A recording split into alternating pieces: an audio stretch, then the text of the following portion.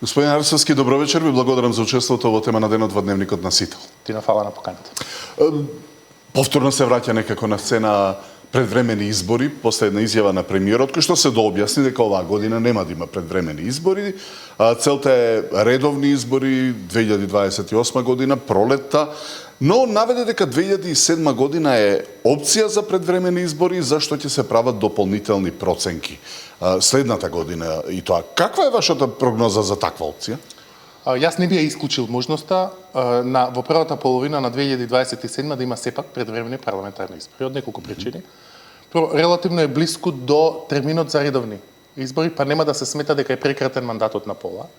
Второ, има повеќе притисоци оваа влада, економски, владење на право, инфлаторна криза, ако сакате внатре коалициска динамика и така натаму, не со самото ВМРО-ДПМН, но со другите партнери во коалицијата. Сето тоа заедно, како и политичкиот опортунитет на висок рейтинг наспроти низок рейтинг на опозицијата, може да ја поттикне владата во предвремени парламентарни избори за некаква обнова на мандат. Што би била главна причина вака според вас ако се одлучи? Што би било тригерот? Така е, секогаш кога зборуваме за предвремени парламентарни избори, прашањето е кој ќе биде шлагвортот, кој ќе биде контекстот за граѓаните да не ги доживеат како уште еден политички маневр, па со тоа да се намали и излезност и поддршката за тој потек. По мене најверојатното сценарио е дека сепак ќе има некакви преместувања во рамки на владината коалиција или нова распределба на места или можеби нова обнова на мандатот на владачката партија со нови коалициски капацитети, спојувањето на влен, но и издвојувањето на некои членови од таа коалиција, издвојувањето на некои пратеници од знам, може да создаде внатре коалициска динамика која може да создаде контекст за предвремени парламентарни избори. А може и премиерот да каже потребен ми е нов мандат, имам нов план, ми требаат 4 години, дајте ми ја поддршка. Мицковски вели некои од партиите се исплашија од таа негова изјава, СДСМ пак упорно турка тезата дека државата нема пари, дека го зачинува сето тоа со страв кај Мицковски поради политичките промени во Унгарија и падот на Виктор Орбан, кој сушто се плаши од предвремени избори? Во моментот предвремени избори не ја одговарат на СДСМ и не ја одговарат на ЗНАМ.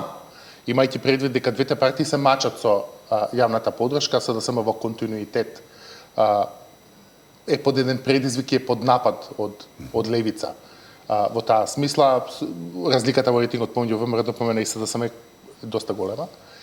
Така што на СДСМ и на ЗНАМ не им одговарат предвремени парламентарни избори. Во таа насока е толкова изјавата на премиерот, но секогаш да знаете, кај оние кои ги иницираат предвремените парламентарни избори, најчесто е тоа власта, има една политичка калкулација околу тоа кога е опортуно да се направат предвремени парламентарни избори, заради тоа циклично движење на поддршката на електорат.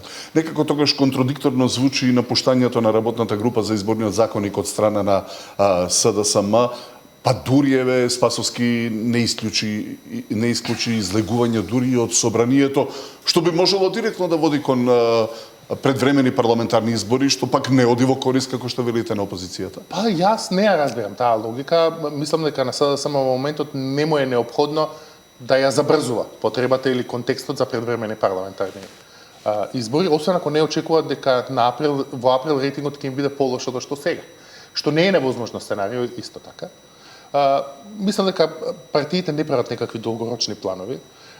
Особено овие во опозицијата, мислам дека ден за ден се тие стратегии, затоа не треба да бидеме изненадени ако во оваа фаза на нивното политичко дејствување добиеме некакви контрадикторни изјави ден за ден, затоа што се работи за една дневна динамика.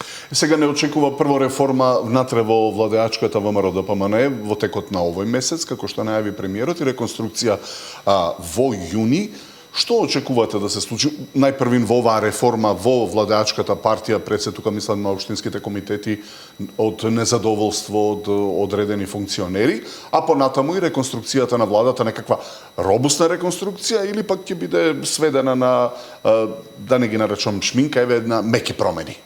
Ако би го знаел, тоа би бил во обложувалница во моментот, но во политичка смисла поголема реконструкција и поголема промена на општинските комитети заедно со тоа е пологична.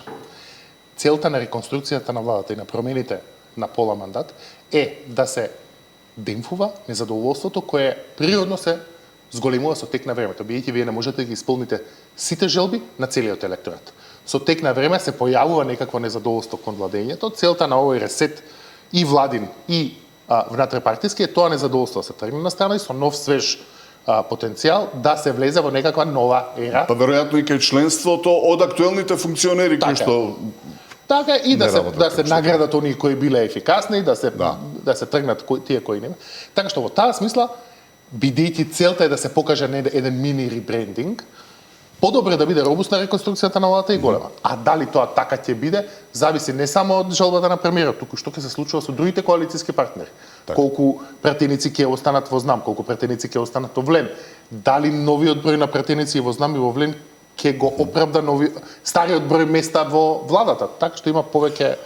Ако имаме ситуација во која што веќе вице-премиерот Фетај не е во владата, практично се шета низ светот, ако имаме ситуација во која што Фатмир Лимани не се гледа како дел од вреди, што значи тоа за идниот состав на владата, зборувам по реконструкцијата? Токму тоа го начнавме во минатото прашање, мислам дека премиерот ќе треба да ќе биде поттикнат да ги погледне повторно ресорите кои се доделени на неговите коалициски партнери. Мислам дека не би бил многу изненаден ако таму има промена, некои сектори да земе ВМРО ДПМН, некои други сектори да земат коалициските партнери, се разбира ослабувањето на позицијата на коалициските партнери и во спојувањето на ВЛЕН и во парламентарната група на ЗНАМ ќе се одрази на нивната позиција во новите преговори за реконструкција на влада. И мислам дека тоа ќе биде најголемиот предизвик во реконструкцијата.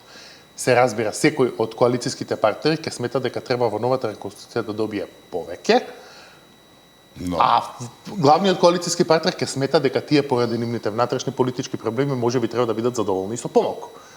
Тоа го очекувам како искричење и главна забава од 15 мај до 15 јуни. Сега не чека 9 мај кога треба да се официализира новиот политички субјект, веќе владеачката вреди од албанскиот политички блок, но таму таа е веќе начната со напуштањето од страна на Фетај и на Лимани. Каков конгрес не чека, обединувачки или разединувачки? Не сум јас многу изненаден, ниту многу депримиран во аналитичка смисла, од тоа дека во спојувањето на ВЛЕН некои не си го наоѓаат местото таму. Тоа е најприроден процес во свет. Вие спојувате во основа две левичарски партии, тоа се Алијанса и Движењето за демократија, со две конзервативни десничарски партии, Алтернатива и БЕС. Не може секој да се најде во таа нова идеологија. Ние не знаеме како ќе изгледа нивната нова доктрина. Така што тоа што некои претходни политички субјекти не се наоѓаат во заедничка партија поради таа конвергенција на идеологии не е невообичаено, напротив природна. Главниот предизвик за нив ќе биде дали спојувањето ќе го направат така успешно да создадат релативна дихотомија во албанскиот блок. Веќе во претходните 20 години Дуи победуваше затоа што немаше биполарна ситуација, туку беше Дуи и расштркана опозиција. И тука главниот предизвик е каков механизам ќе создадат на действување на заедничката нова партија. Односно, главниот ризик е дека, бидејќи се четворица и бидејќи се 4 субјекти, за да на секој му дадат значење и улога, дека ќе направат еден толку комплициран механизам на одлучување, на препроверки, да инсистираат на консензус, 5 слоја со се копредседавањето, така, да тоа не изгледа како партија, него изгледа како некаква раштимана нова коалиција, така е, како председателство на СФРЈ во последните години. Тоа е главниот предизвик за ВЛЕН. Дали ќе создадат вистинска партија, но треба да имаме предвид дека тоа не треба да биде критериум на почеток. На почеток тоа ќе изгледа раштимано секако. Прашање е дали во наредните 6 месеци или до евентуалните предвремени парламентарни избори ќе почнат да изгледаат како едно нормалното. Сега рейтингот од Дуи е различен. Повторно се враќа на сцена да се докажуваат партиите кој е поголем албанец во земјава. Како оваа нова партиска структура ќе влијае на рейтингот на Дуи на надолна или нагорна линија? Па гледам дека Дуи не е многу несреќен со најавата за предвремени парламентарни избори, напротив, ми се гледаат најрасположени. Спојувањето на ВЛЕН во една партија неизбежно ќе води кон некаков баланс, односно дихотомија. Олигополија во албанскиот блок. Статистички е прашање дали албанскиот дел на македонскиот политички пазар воопшто и може да поддржи повеќе од две сериозни партии, дали има доволно луѓе. Така што во таа смисла односот на Дуи го толкувам како се уште сме силни, подобро сега да има предвремени парламентарни избори, одошто со тек на времето. емпиријата покажа дека Влен и покрај сите најави на ДУИ, со тек на времето им стана сериозен конкурент, чии рейтинзи се разликуваат во маргини на статистичка грешка, така што јас очекувам една длабока поделба и една силна дихотомија во тој дел. Но истото го поминавме, тука има мала промена, ете еден пратеник од ЗНАМ кој што ја напушти партијата, меѓутоа тоа што е интересно е што СДСМ смета дека владеачката партија се распаѓа, главно алудирајќи на пратеникот Секов од ЗНАМ, но прашањето е колку она објавена златна виза од Обединетите арапски емирати за Венко Филипче и информациите дадени дека е таа всушност за менаџирање во индустријата, а не за менаџирање во здравствена установа или лекарска дозвола, ќе влие врз неговиот кредибилитет и најважно врз рейтингот на партијата? Негативно ќе влие напуштањето на Миле Цеков на владината коалиција, но ние не знаеме дали Цеков се префрла од ЗНАМ во опозиција или од ЗНАМ во ВМРО-ДПМН. Затоа е рано да се прогнозира. Не сум јас сигурен дека таа ластовичка ја чини пролетта на опозицијата. Што се однесува до прашањето за визата на Филипче, видите, не е проблем професионалист да добие странска дозвола за престој или странска така наречена златна виза. Проблемот е да каже искрено во јавноста зошто е тоа така. Сум планирал инвестиции или ми понудиле работа. Сум планирал да бидам менаџер за инвестиции и развој или ме барале во болница да бидам доктор. Проблемот се само различните изјави. Да, токму тоа како ќе делува. Мислам дека тоа ќе го загрози кредибилитетот на Филипче и ќе отвори една нова плејада на напади, но искрен да бидам, не мислам дека тоа е неговиот најголем проблем. Неговиот најголем проблем е дисфункционалноста на неговата партија.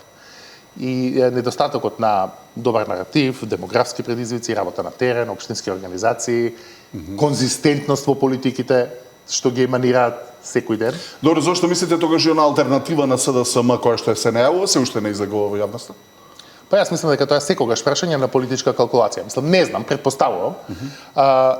Мислам дека тие партии кои се појавуваат нови, особено со најавата за предвремени парламентарни избори, морат да го разгледаат својот распон кога ќе се појават, кога имате партија која треба да биде така наречено цунами движење, како Циле, Васил Топурковски, добро, знам, беше некако планирано. Миро Церар, Мост и така, но тие не треба да се појават пред време. Зашто пред време има ризик да им се намали рейтингот, а мислам дека најавата за предвремени парламентарни избори таму менува некаква динамика.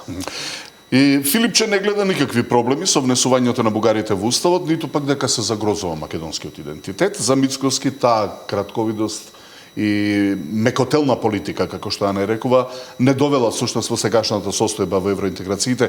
Како тоа ќе се одрази на јавноста и на гласачите? Јавноста е веќе уморна од тие различни мислења. Факт е дека најголем дел од етнички македонските граѓани не ги подржуваат уставните измени. Сега моето лично мислење е дека уставните измени треба да се направат, бидејќи ние сме секако блокирани, подобро да блокирани од таа страна на оградата со структурните фондови. Но тоа ќе направи јавноста, условно речено, анестетизирана за тој проблем и поконзервативна, помалку подготвена да и дозволи на некаква политичка елита преговори по тоа прашање. Радев е новата политичка реалност, го доби мандатот, сега имаме од една страна изјаве од евроамбасадорот Рокас, кој вели ќе бевте фронтранери ако 2022 го спроведевте договорот, сега пак бара да малку прагматизам, одлучност и желба за обединување на политичкиот спектар во поглед на ова прашање, можно ли? Видете, Рокас не ја дефинира македонската политичка сцена, тоа е европска позиција, на крајот ние одлучуваме. Ние само не треба да бидеме многу долго во лимбо. Ниту да го раскинеме, ниту да го почитуваме договорот. Значи, ние треба да одлучиме, ако сме против сегашната преговарачка рамка, треба да ја вратиме, да се обидеме да ја смениме. Ако не, треба да ја спроведеме. Не треба долго да останеме во некаква статус-кво варијанта, бидејќи тоа секогаш оди на штета на граѓаните и на развојот на државата. Што се однесува до Радев, мислам дека таму треба да очекуваме една порафинирана позиција, која тој ќе биде, мислам, поуспешен од Бојко Борисов во намалувањето или дефлектирањето на меѓународниот притисок. Тој мислам дека ќе се обиде да каже ова е конечна врз Бугарија. Врз Бугарија, така е, врз самиот себе. Да. Мислам дека ќе се обиде да каже ова е конечна и европска позиција. Не бараме ништо ново, но тоа што е договорено се спроведе.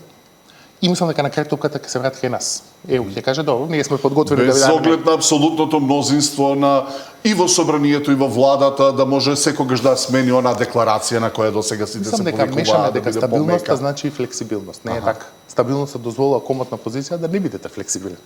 Така. Дополнително што дел од тоа што го говори Радев е факт, а тоа е дека таа позиција е заеднички консензус. Ви го имате Рокас кој вели направете ги уставните измени за да одите понапред. За тоа Бугарија ќе добие сојузник. Ние што можеме да добиеме? Можеме да добиеме некаква понуда од ЕУ, декларација за да нема нови услови, некаква декларативна поддршка, но на крајот појавувањето на Радев во Софија ќе ја врати топката назад во Скопје. Денеска имаме уште еден закон изгласан од она реформска агенда од планот за раст, тоа е законот за Советот на јавни обвинители. Премиерот рече 8 од 10 ќе се реализираат до крајот на јуни, они два познато е зошто нема да можат да бидат. Што сметате, ќе успее владата со собранието да ги донесе овие закони, повеќе за имидж како реформска влада, отколку за оние средства кои што се дискутабилни, колку се кредити, колку се гратиси? За нас како држава, бидејќи сме блокирани во евроинтеграциите, многу е важно да покажеме дека реформите евроинтегративни ги спроведуваме. Да не се добие впечаток дека ние поради тоа што сме политички блокирани и се оддалечуваме од ЕУ. Така што мислам дека ќе постои еден напор да се донесат тие закони. Прашање дали тие ќе ги донесат средствата или не, но за нас како држава е важно да го задржиме имиджот на реформатор. Некој кој и покрај неправичната блокада, барем тоа е наративот на власта, продолжува да ги прави реформите. Петар Арцовски, гостин во тема на денот, ви благодарам. Фала на поканата.